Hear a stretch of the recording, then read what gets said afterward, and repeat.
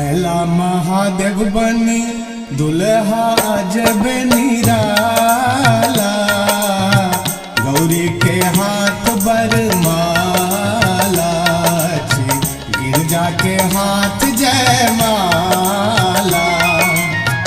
ऐला महादेव बनी दुल्हा अजब निराला, गौरी के हाथ बरमाला, गिरजा के हाथ जयमाला।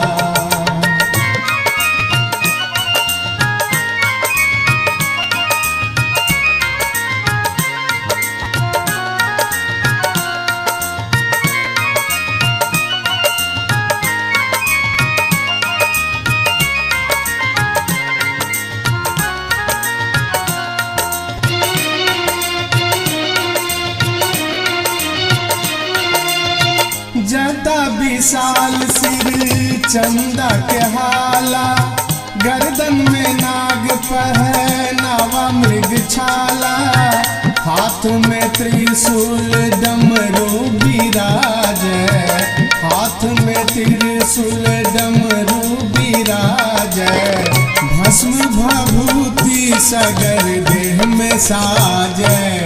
जमहर देखो अछ लटकल रुद्र अक्ष के माला, गौरी के हाथ बरमाला, गिरजा के हाथ जयमाला। ऐला महादेव बनी दुल्हा अजब निराला, गौरी के हाथ बरमाला, गिरजा के हाथ जयमाला।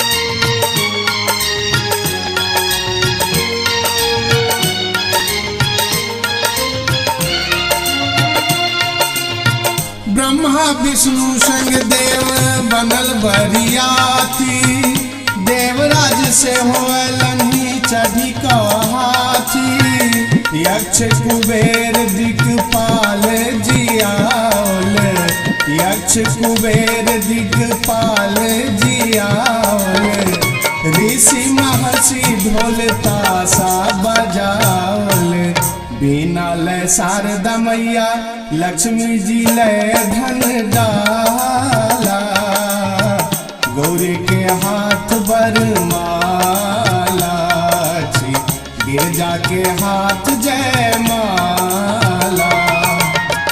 ऐला महादेव बनी दुल्हा अजब निराला, गौरी के हाथ बरमाला, गिरजा के हाथ जयमाला।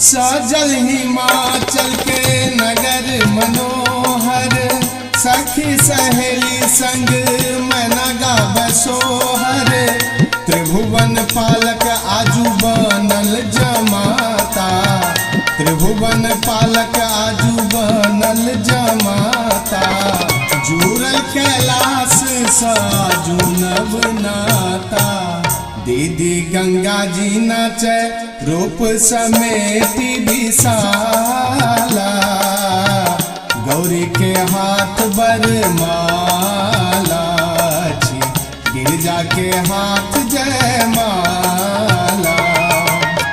ऐला महादेव बनी दुल्हा जब निराला, गौरी के हाथ बरमाला, गिरजा के हाथ जयमाला।